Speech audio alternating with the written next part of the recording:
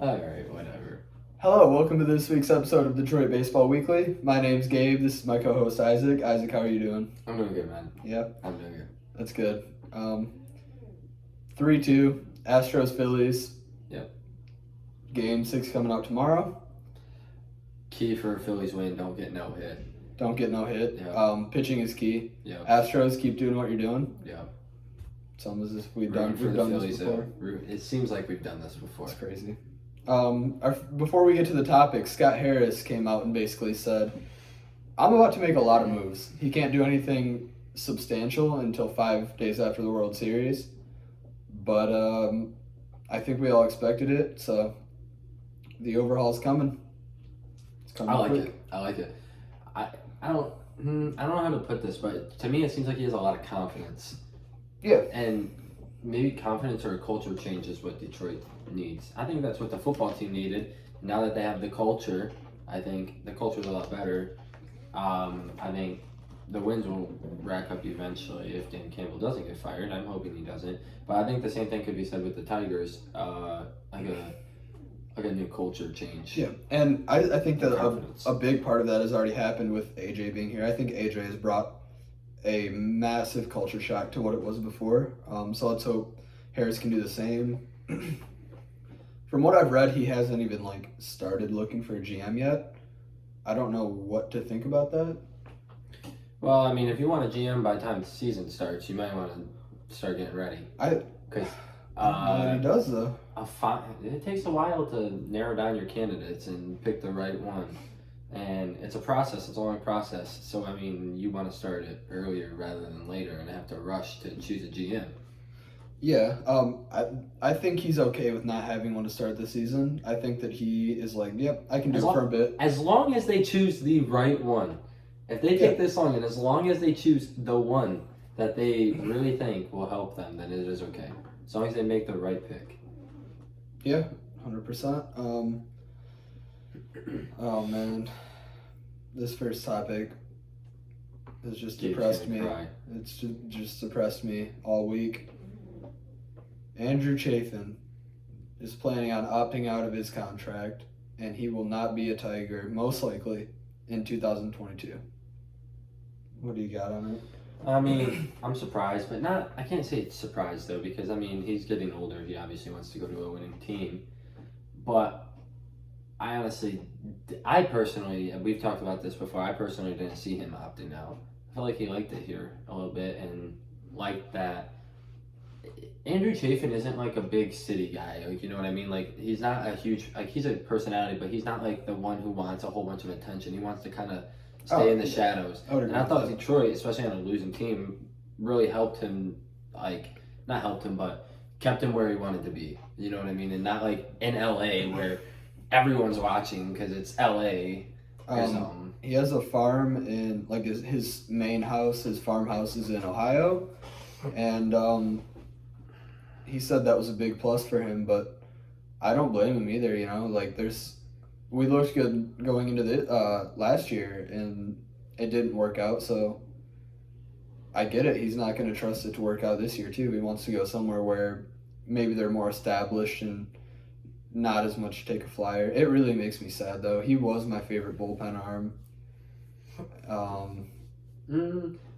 I don't even know who my favorite, but he might be my favorite. It was Michael Fulmer, and it might be him now. It's between him and Jimenez or Soto, I think. Really? In my opinion. I thought Lang was going to be in your conversation. I like Lang, but I haven't seen enough of him. I think Jimenez has been here, Soto's been here, Chafin's been in the MLB for a while. I mean, I like Lang, but yeah, it's sad to see him go. I really liked him. I wish he would have been here, honestly. Yeah. Oh well, I mean, that just means another young guy gets to come up, most likely. Yeah, and gets some playing time. Let's talk about that. So if we're going with 8 guys, who's going to be in the bullpen instead? Obviously, we can cross off some easy names with Soto, Jimenez, Cisnero, Lang, Will Vest, probably. Probably Will Vest. I like a guy like Kyle Funkhauser and a guy like Jason Foley. And then that last spot can be like your long reliever, maybe like Tyler Alexander maybe like Joey Wentz, somebody like that. So it's not like we're losing a big piece, but we kind of are too. He was like, I think he was almost like the captain of the bullpen. He was a veteran, you know. He had that presence of just like cool, calm, and collected no matter what. And I think that was big. I definitely would say that too, because I definitely think even when everyone was, he was a funny guy. So I definitely think around his teammates and everything, he always put them in better moods, even if they had a bad game or they just weren't in a good mood. I feel like he was definitely the captain in a sense because he just lightened everyone's mood, really. Yeah, maybe not to start. Maybe it was Fulmer to start, I would say. But after Fulmer left, I think he probably stepped in and was like, all right, let's keep her going. I don't even know if it was Fulmer, because Fulmer, he's not a very talkative guy, is he? Neither is Chafin. I feel like Chafin's personality is much bigger than Fulmer, so. He might not talk a lot, but when he does talk, it's like memorable, you know what I mean? Yeah, I mean, like, I've loved him since his signing interview. I was like, okay, well, we signed this guy, Andrew Chafin. I've heard his name, I've seen him around the league, but so I watched his interview, and basically they were like, what are you going to bring to Detroit? And he was like, a good sinker and a good slider, and that's it. So, I don't know. He will be missed. I liked him with his time in Detroit. I would love to see him sign him back. That would be awesome, but I'm not going to hold my breath for it either. Got anything else on Chafin? No, not really. I mean, I think we covered a lot. Jonathan Scope will be opting in. I'm torn. He got robbed of Gold Glove. Oh, yeah, let's do that tangent real quick. The Gold Glove system is a fucking joke. It is. It's actually a joke. Like, I don't remember everyone who won it. I just remember Andres Jimenez. Won it. For second base. There's so many, like, it's so, what did I tell you a couple weeks ago? That it was likely going to be more about Jimenez because he hit better. I personally think that Scope is the greatest second baseman in baseball from the defensive standpoint. Yeah. It really sucks that people don't see it because he's on a bad team and he didn't hit very well this year. It really is upsetting that that's the reason that he didn't win the Gold Glove. Nothing against Andres Jimenez. He had a fantastic year. I'd love to have him, but realistically, he is not a better fielder than Jonathan Scope. Yeah, but that's kind of hard to choose because if they have roughly the same defensive numbers, they're pretty close.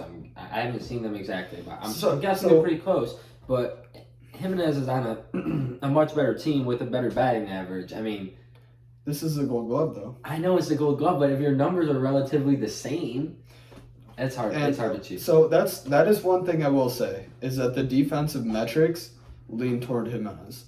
But as everybody who knows defensive metrics knows, they are so flawed. Like, they do not accurately represent, most of the time, the type of player that's there. I mean, if you look at Derek Jeter, I think, was a good defensive shortstop. He made a lot of creative plays. Like the one, the most memorable one is, have you seen one this? where he was jumping into the stands, or? Well, yeah, but also there was a pop fly to right, runner on third tagged up or something like that, and basically Jeter saw that the throw was going to be off, so he ran. Yeah, he literally cut it off from 3 steps away to give it a little extra juice and put it right on the money, and that's the only reason he got out. I don't know that Jeter was like a great defender by any means. I don't think that he probably deserved every single one of those Gold Gloves, especially not when A-Rod was doing what he was doing. But he definitely is better than the numbers would tell you he is.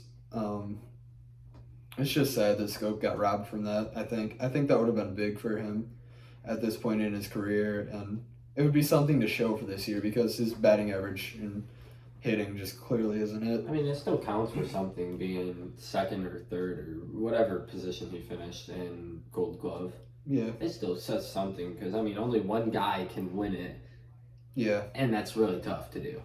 But so I mean, second or third in this case, you always want to be first, but second or third in this case, I think would be okay. Yeah. But it'd be cool. It would have been much more enjoyable to see him number one, especially on such a lowly Tigers team. By the way, you should put in who the Tigers named the Player of the Year for them. It's a good idea. But Scope is opting in.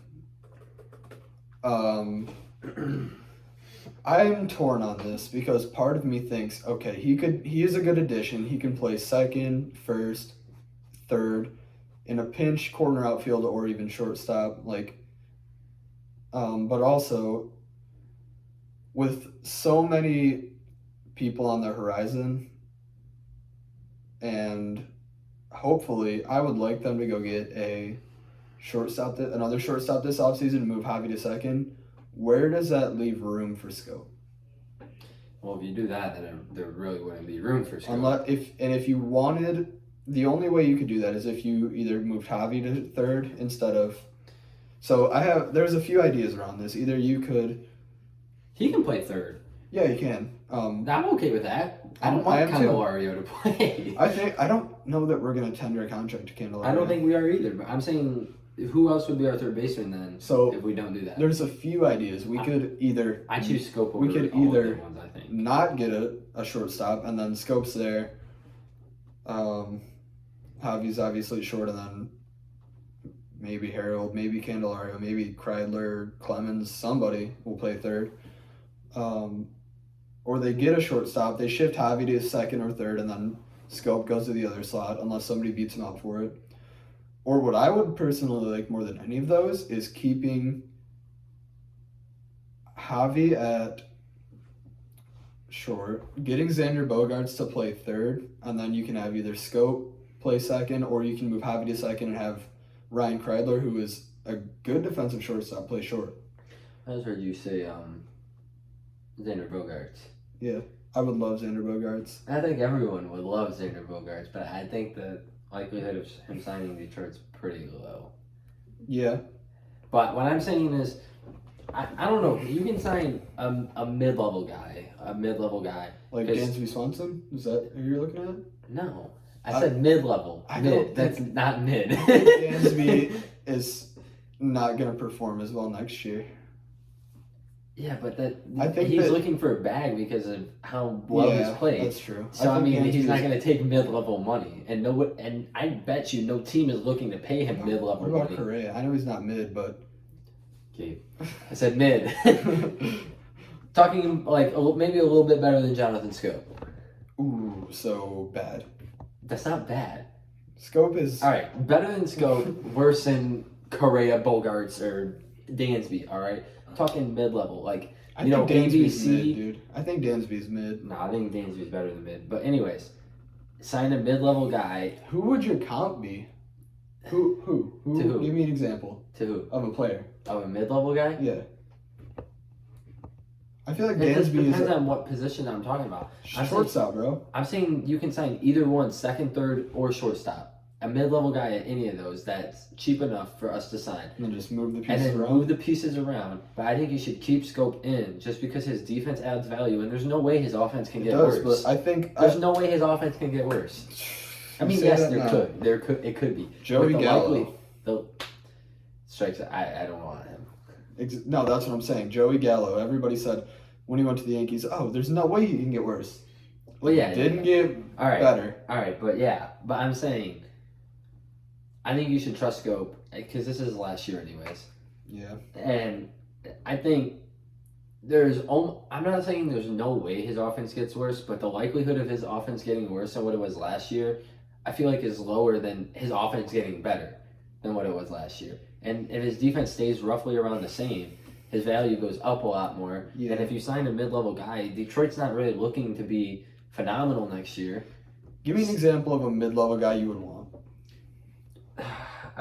It just depends on what position. Just literally anybody from any position.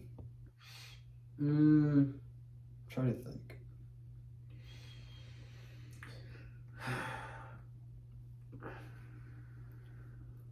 Second, third, or shortstop, mid-level guy. Even if they're not a free agent, give me a comparison. And don't you say Josh Donaldson, because he is not a mid player. He's a bad player now. Yeah, he's not very good now. I don't even know. LeMahieu? LeMahieu is all right. LeMahieu's, I would say, I don't know. I think LeMahieu's. I don't think he's better. I think he's probably mid. He's probably mid. He's probably mid. Why don't we get LeMahieu? Why don't we trade for him? I don't think you should trade right now. I think you should. He's an aging player. He's really old. Yeah, and he should be out of the contract now. You don't trade a lot for him. Yeah, but I mean, you're not really looking to get older on a young team while you're not even going to win. Get a really. veteran guy. Yeah, but you have a veteran guy. Scope is the veteran guy. And Javi. People are talking about getting Jose Abreu this offseason. I mean, Jose Abreu is still better than LeMahieu right now. Exactly. You're saying a mid-level guy. But I'm saying if you sign Abreu, then that's like more okay because he's better than LeMahieu. Or if you sign Abreu, then you don't have to trade for LeMahieu. I guess. I'm just saying you shouldn't really trade for an aging player right now. Yes, you wouldn't trade much for him, but why would you do that when you can just ride with the young guy, see what you have when you're really not going to be that good anyways?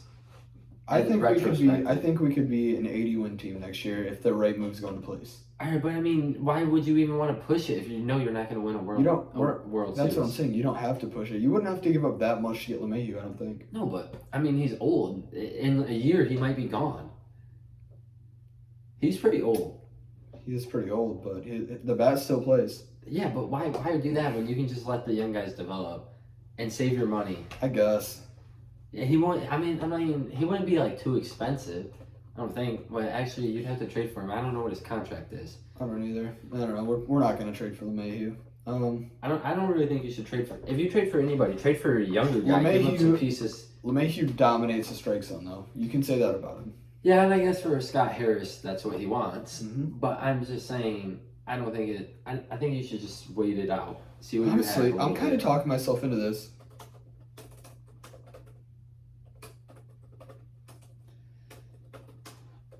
If we're not going to get a shortstop 6-year, $90 million in 2023, when is he out of it, though? Because I don't know when he signed.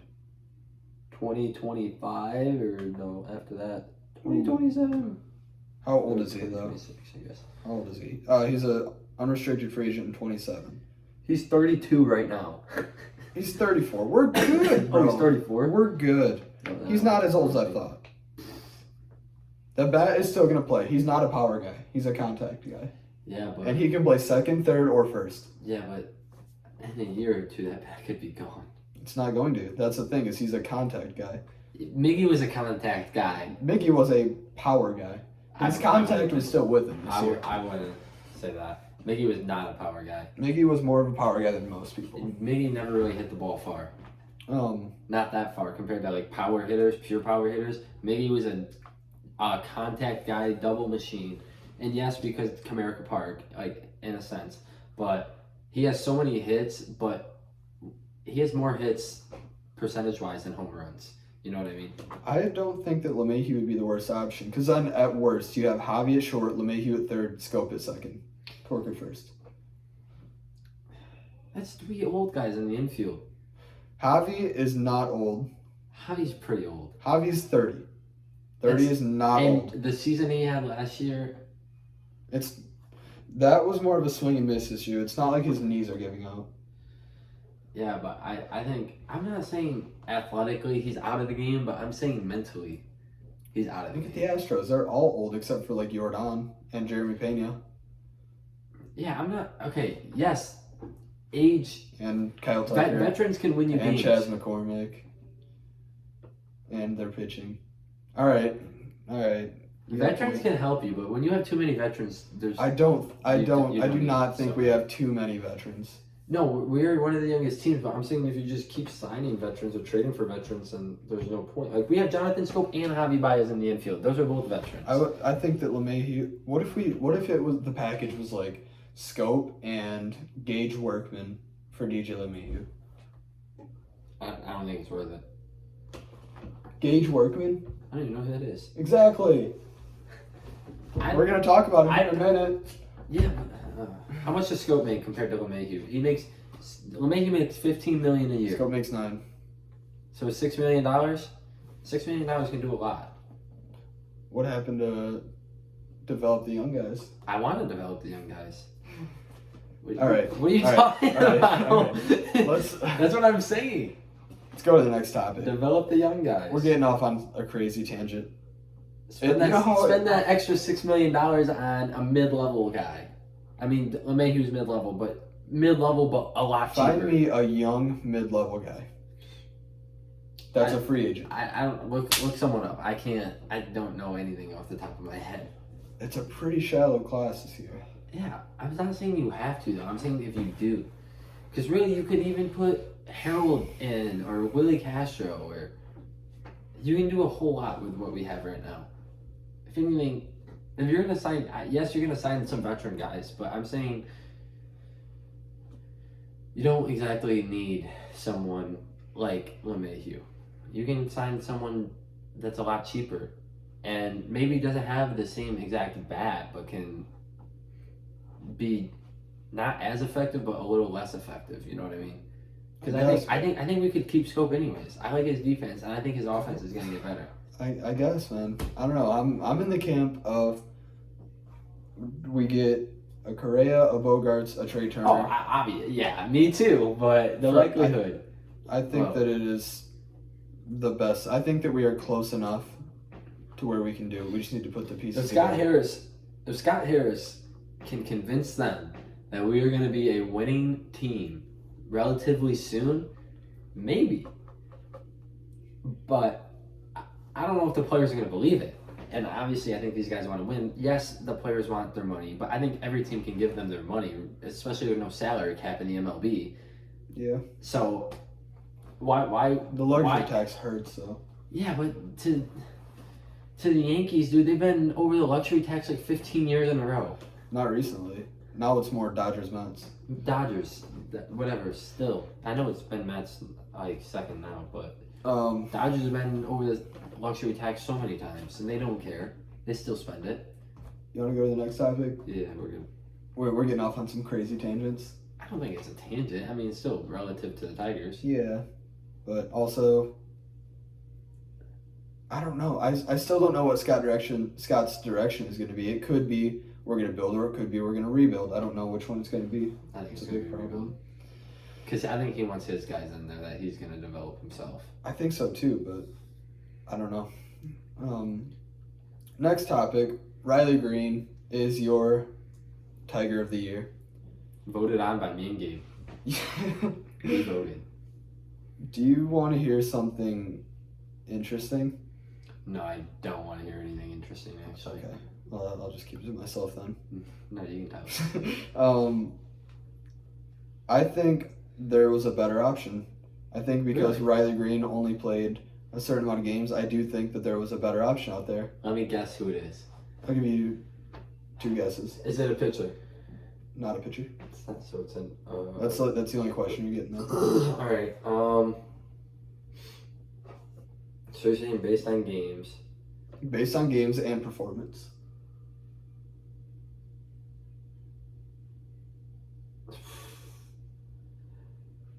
It's Eric Haas. I was gonna say Eric. He was my number one. I was trying to think of anyone in the outfield. Torkelson didn't make sense. Miggy obviously didn't make sense. Javi didn't make sense. I think Haas was a better. I was gonna say Haas. I think Haas was a better. Dang. Was a better choice, honestly. Which is weird because you kind of put me on the Haas train. You're welcome. Thanks, man. If he sucks next year, I'm gonna be so mad at you. I don't think he's gonna suck. His bat's still gonna be good in my opinion. I think Haas is a good. Yeah, I like Riley Green. I don't think it's a bad choice, but I think Haas did it all year. Wait, how many? Yeah, but does Riley Green have more at bats than Haas? Because I feel like Riley Green was an everyday player once he came in. Yeah, he was, but Haas played a lot too. He did play a lot. He actually played a lot more than what I thought. Especially like it's a lot harder to be a catcher than it is a like physically harder to be a catcher than it is a outfielder. I don't know the way he threw his body around this year. Riley Green had 376 at bats. 500 is like a full season, usually. I think Haas has 323. Interesting.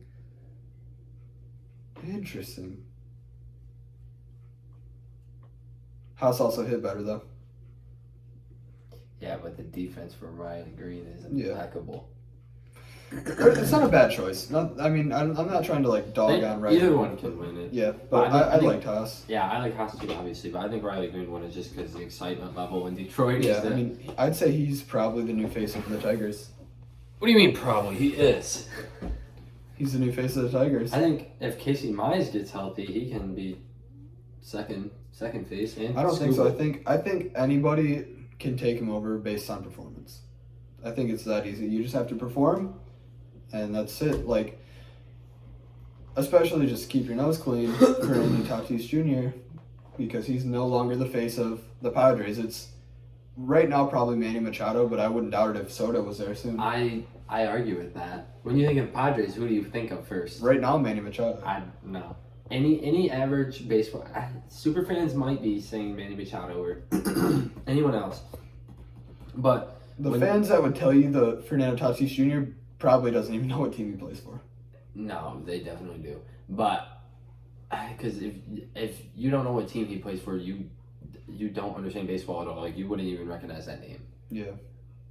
But I'm saying when I think of the Padres, I still think of Fernando Tatis, and I do think of the things that he's done and everything that's hurt his franchise. But I do think once he comes back, he is still the face of that franchise. So when it was in the playoffs, like Phillies, Padres, I was looking like the first thing that came to my mind was Manny Machado.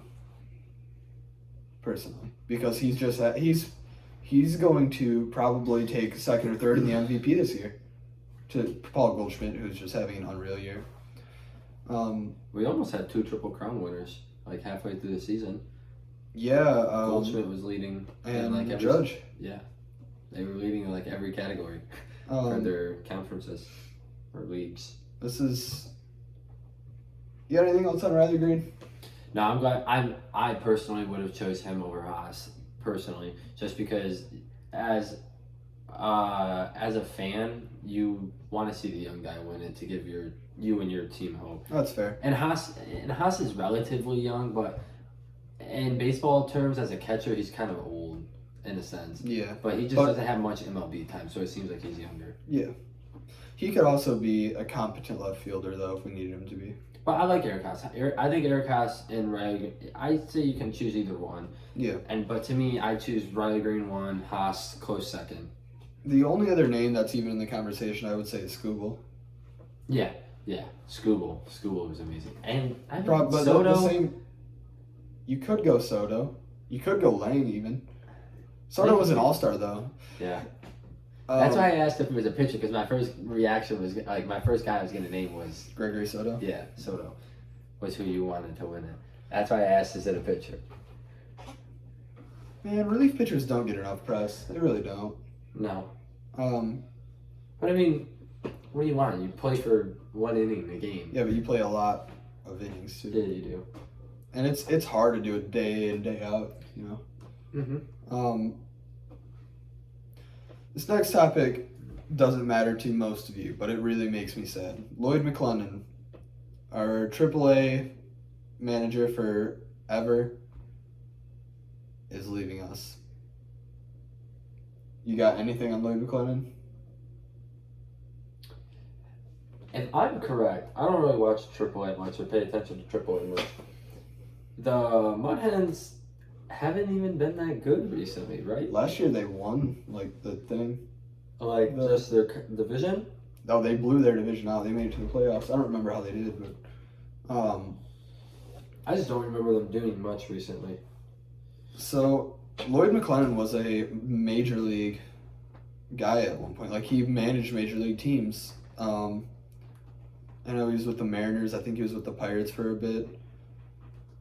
He was actually my pick to take over before I even knew that AJ Hinch was in the conversation. Like, when I heard that Gardy retired, I was like, all right, Lloyd McClellan. Like, he's right there. He's a major league manager. Get him in. I don't know.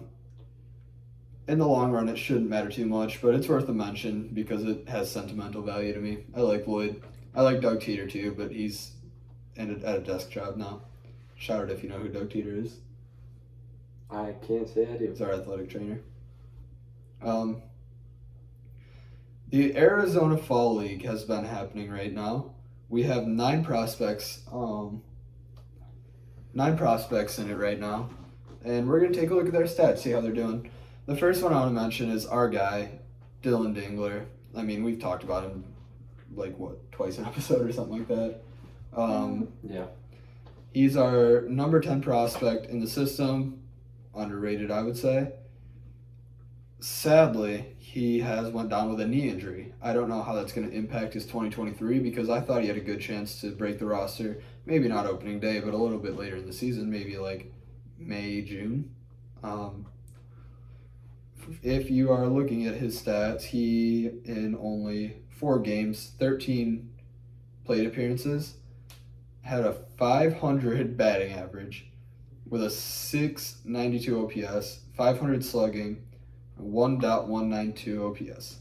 Small sample size. But that's pretty good. Well, yeah. The Arizona Fall League is like a big It's a place big thing. for prospects. Like that's where all the top prospects go. And him having success at that level gives me hope. What doesn't give me hope is the knee injury, because that may take away the outfield ability a little bit, or even I don't know. It could affect Especially his as a catching. catcher. Yeah, it could affect his catching. I wouldn't worry about his outfield as much as I would worry about his catching. The knees matter more for a catcher. Yeah, it's true.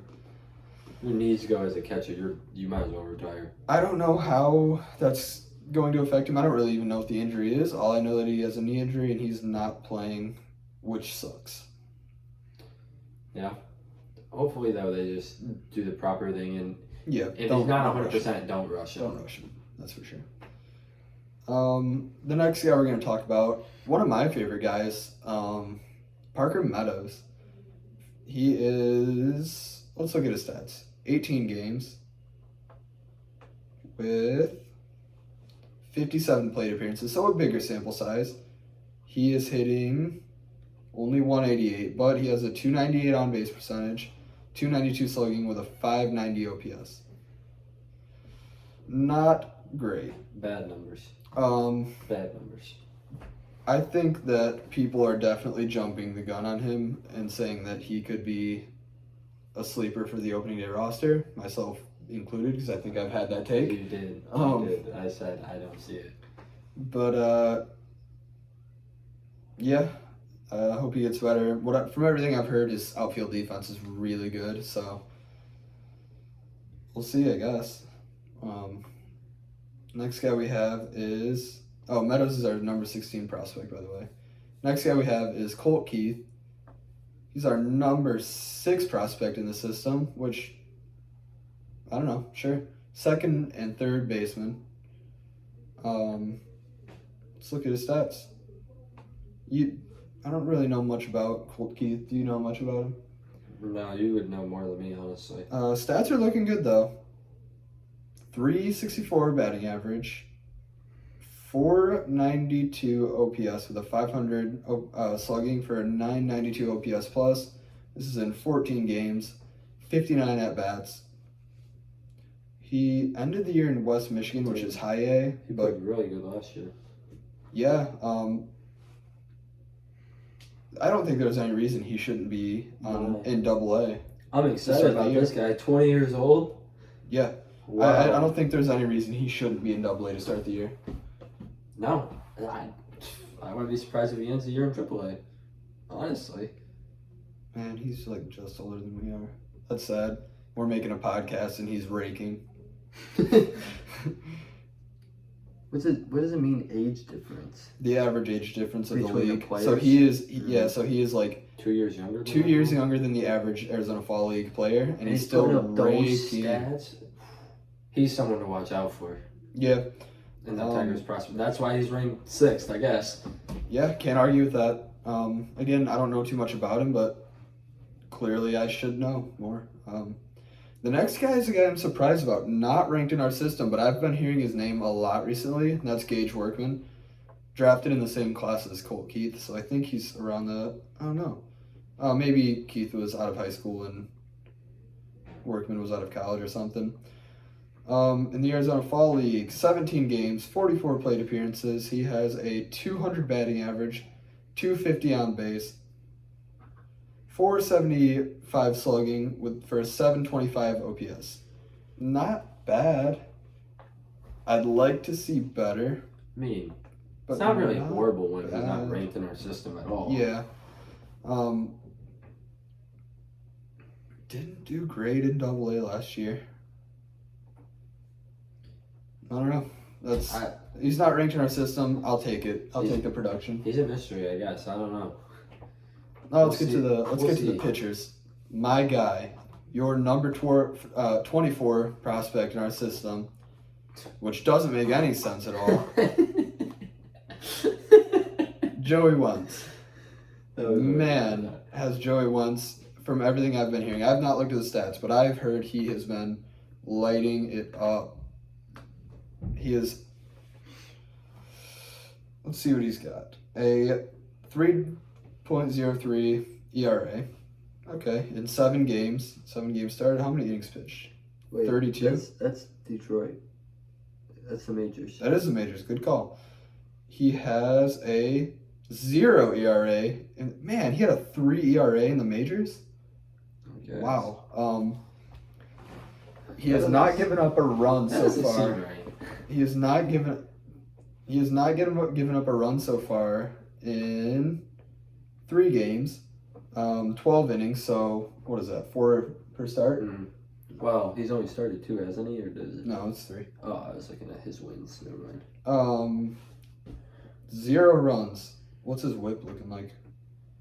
Half of a base runner. So every 2 innings, he'll give up 1 hit or 1 walk. Why is this guy our number 24 prospect? Good question. Why? I've been so high on Joey Wentz. Why? Give him the love he deserves. I mean, he's older than the prospects he's playing. He's major league ready. He's been in the majors before. Most of these guys probably haven't at all. Exactly. That could be why his numbers aren't looking so good. But he's proven himself. Yeah. At the highest level for some. But somewhat. in a sense, it was also injuries that got him there.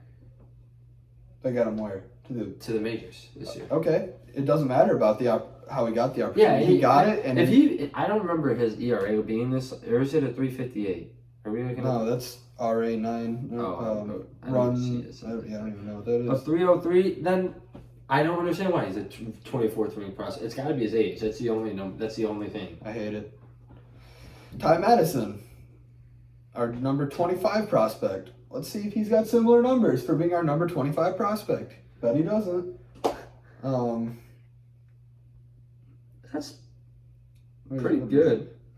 He's given up, looks like probably a run in 8 games. 0 started. So he's a reliever. Which less than a 1 ERA is pretty good. That's pretty good. He's younger. His whip is a 1.179. Kind of high. That's a lot higher than. But Wentz is a proven major league starter. This guy is an unproven 22-year-old reliever who is still in rookie ball.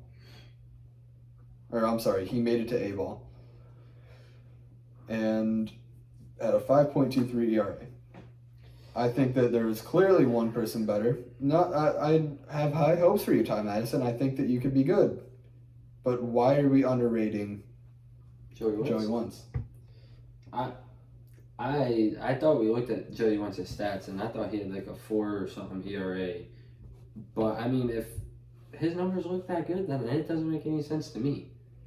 Really, like. I think it might have, but then you got a couple more starts towards the end of the year, and I guess we just haven't kept up with it. I don't remember. I don't know how it got that low, but. It's got to be the age. The age is just what's holding him down, I guess. Being 24 as a prospect, I guess it's kind of old. That he may be a prospect, but he's also a major leaguer. A 24-year-old major leaguer is really young. Yeah. Last guy, Matt Walker. I don't know who this guy is. He's not ranked on the prospects. 24 years old. He is not doing well in the Arizona Fall League. 2 games. In 2 games started in only 4.2 innings. He has a 13.5 ERA. How many runs has he given up? 7. And 4.2 innings, huh? Yeah. Well, good thing it's not like through a whole season he has these stats. It's only 2 starts. A 2.35 whip. It's obviously not amazing. I don't think he's going to continue putting up those numbers though. I mean, I think he'll over. what do you expect from him though? He's not ranked at all. He's has relatively old. gotten up to high A ball At 24 years old. Yeah. I mean, I hope that he's kind of a sleeper and maybe like a late bloomer, but yeah. Why I guess I don't know why we sent him to the AZFL. AZFL? I don't know. AZFL. Yeah. There you go. Sure. Why not? Yeah. see what he does, I guess. Obviously those stats aren't good. I don't think he's going to continue pitching that bad though. That's kind of hard. We got a few minutes left, so we'll do some player versus players. This is going to be a little weird one. This is probably going to be the last time we do it just because there's not very many left to do right now. Isaac Pacheco and Peyton Graham. I'm torn on this, but I think I have my decision. Pacheco? I'm going with Pacheco. Yeah, me too. Yeah? You got a reason for it? Or just a feel? His name. The same as mine. Isaac. I think he spells his with a Z. It is, but... Yeah, I don't know. I don't necessarily know. Just kind of wanted to fill it out. The other two, though, are better. Who's ranked higher in the prospects? I think right now Graham, but they tend to overrank people and then like take them back down later. Yeah. That's not how it should be. That's kind of like playing with them, you know? It's like playing with their emotions. Like, you're really good. No, you really suck. Playing with my money's like playing with my emotions, Smokey. Shout it if you know what movie that's from. I'll pay you $5. Leave that in. If you know what movie that's from. If your name's not Adam. Jason Foley versus Will Vest. Who you got first? I know who you're gonna choose. You're definitely gonna choose Jason Foley. I am. I like Jason Foley. Dude throws the I don't know, honestly. I like Will Vest, but I like Jason Foley. I'd go Will Vest. Will Vest? Yeah, I mean, at least people won't think we're on the same page about everything. Yeah. All three of them. I mean, we haven't agreed on a couple of them before. Yeah. Garrett Hill versus Elvin Rodriguez. I'm going to be honest, I don't really care for either of them. I'm going with Garrett Hill. I at least like what I've seen from Garrett Hill. I mean, Elvin Rodriguez is tipping pitches, so I feel like it would be... Yeah, I remember that. I remember that when he was tipping pitches. But I mean, you can always fix that. Yeah, but still just leaves a bad taste in my mouth. Also, Garrett Hill's been good out of the bullpen. He has been good out of the bullpen. I choose Garrett Hill just because I've seen more of him. That's fair. But I don't really care for Garrett Hill, honestly. Like I've said that. Yeah. I'm not a huge fan of him. Personally. You got anything else for this episode before we go? No, enjoy the end of the World Series because I'm sure, well, I know for sure another podcast is not coming out by the time the World Series ends. Yeah. What about you, mysterious man in the closet? You got anything to say to the people? He's sleeping. Okay, well, he's going to stay quiet then. Thanks for watching. John Boy Media.